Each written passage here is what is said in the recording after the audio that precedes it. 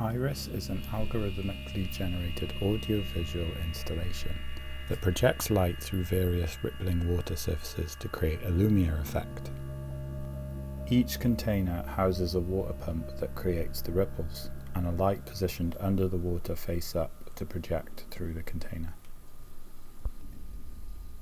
The sound is triggered by various control voltage signals sent to a synthesizer. These are then processed further by a DAW.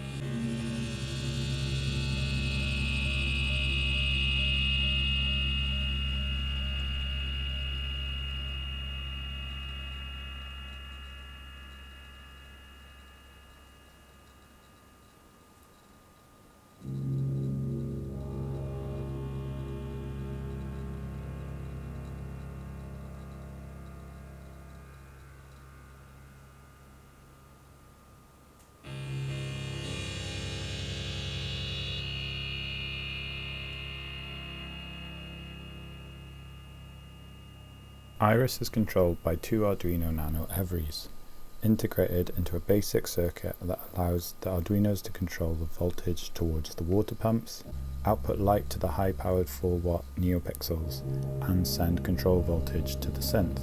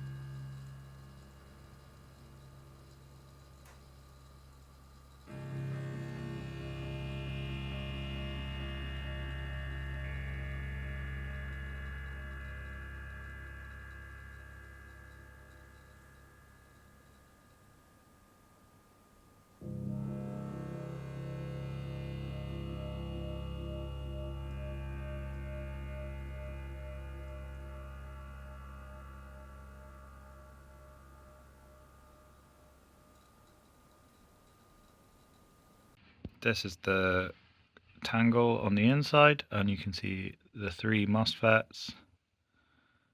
There's 2 on this side, so total 5. There's the electrolytic capacitor. Those are the pumps, the jack inputs, jack outputs, the 2 powers.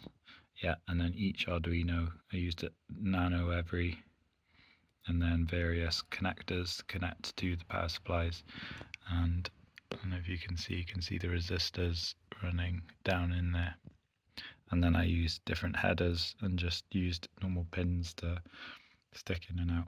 So the Iris project kind of works like this. So there's two Arduinos, and each one, so you'll have the Arduino here, and that requires a 5-volt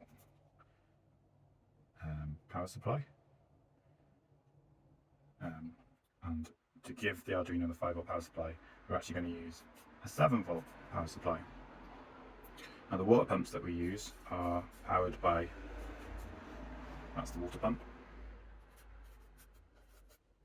They're powered by 7 volts. So what's good about the Arduinos is they have a built-in voltage regulator. So if we provide the Arduino with 7 volts into the V-in pin, then it can function normally. So that's how the Arduino gets power. So how do we turn the water pumps on? So the Arduino turns the pumps on before it's about to turn and fade in the NeoPixels, the LEDs.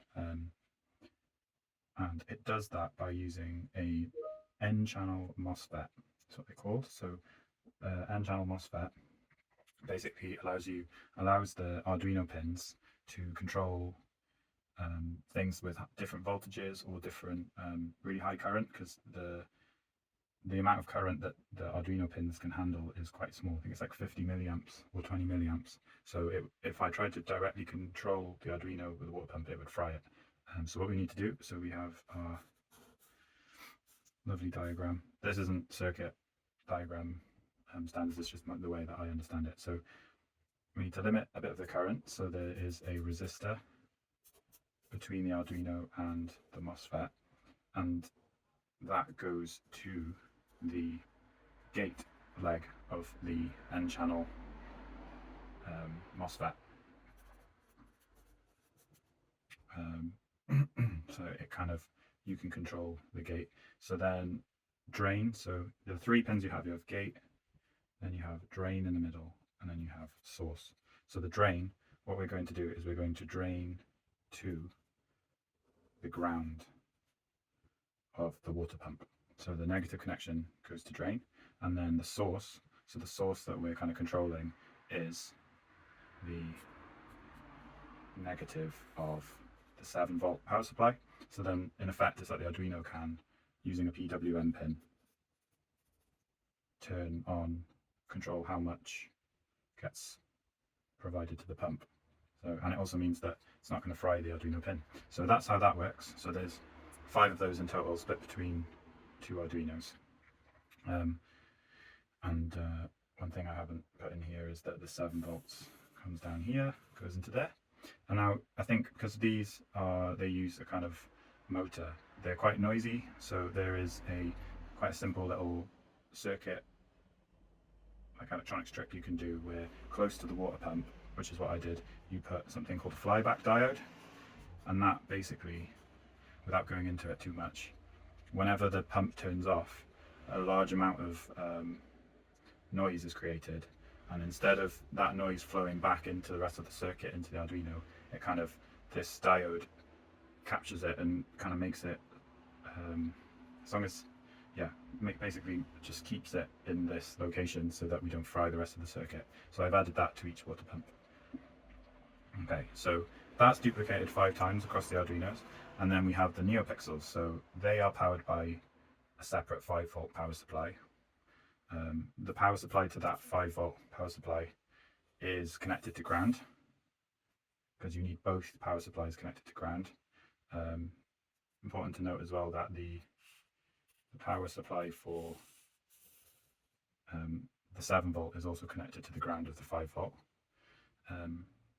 So this 5-volt, that just gets sent to the NeoPixel pin, so the power NeoPixel pin.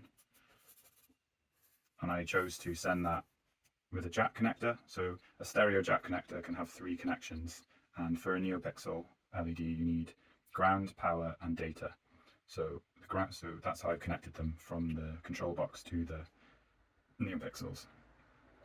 So you've got these NeoPixels to provide them with data connection. So yeah, so you've also got ground going to the NeoPixels, and then from the Arduino, another PWM pin comes off here, again using a resistor to limit the current, stop frying the pin, and that also goes off. And now the NeoPixels basically just need a data line. Each one is an individually addressable LED, ranging from 0 to however many you can handle. In this case, I've got one per water pump, and I'm using high-powered NeoPixels.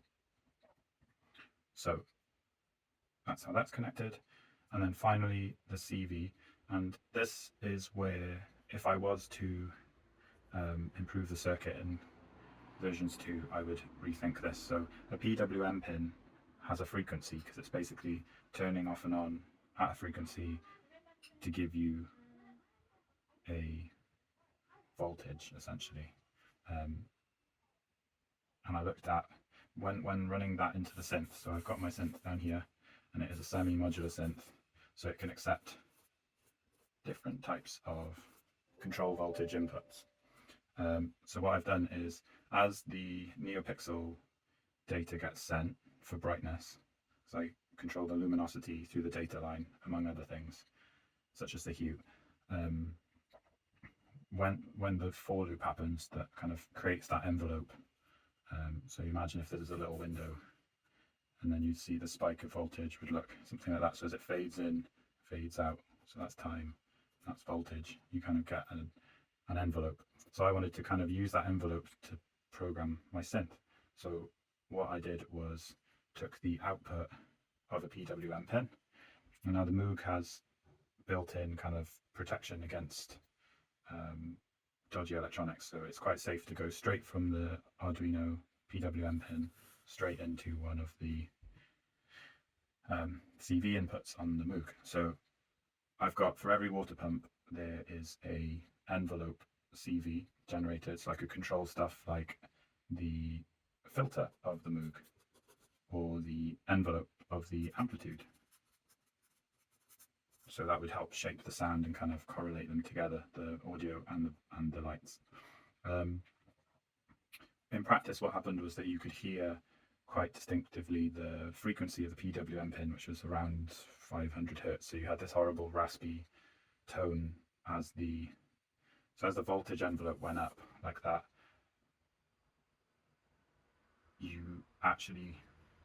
It's almost like as the voltage went up, it's doing it in a tiny frequency. So the way I understand it is that you end up with this kind of really distorted line.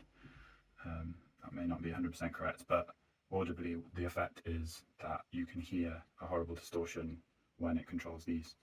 But that wasn't a problem because sometimes that sounded quite nice, and I processed it after. So this went into Ableton Live, the synth, and that's where I did some more effects processing to help make the sound better. And another really important thing was that I used a generic digital pin on the Arduino, and at the start of every envelope fade, I would send a 5 millisecond spike of 5 volts, because that is what we call a trigger in control voltage. So you suddenly send a really spiky 5 volts, and that would go into the step sequencer advance. So on the Moog, you've got a certain amount of steps, and each one was at a different pitch that I had tuned. And as the start of every envelope happened, where it would turn the water and the lights on, you would advance the step sequence, changing the note. And I did that for one of the Arduinos, and then the other Arduino did the same, but it sent it to the trigger CV input. So instead of advancing this, it would just trigger the sound. So you would end up with this kind of mixture of advancing, and then sometimes it would play the same note as the other Arduino would trigger. And that's it in a nutshell. If I was to improve it, I would figure out a nicer circuit which would let me control the Moog with the envelopes without hearing the PWM pin. That would be a massive improvement. And generally just making everything a bit tidier. Oh, and I forgot to say that between the 5 volt and the ground there was a a big chunky electrolytic capacitor connecting across, and that basically just smooths out any kind of distortions in the power. So as if the neopixels have a sudden drop, your eye really picks up the drop dips in power. So by putting a big electrolytic capacitor across that 5 volt power supply, you're kind of smoothing out the power. So if there is a power drop, then suddenly you've got this well of power that can flow into the neopixels, and that's how I understand it. But visually it just gets rid of any glitches that you may see in the neopixels. And yeah, that's the project in a nutshell.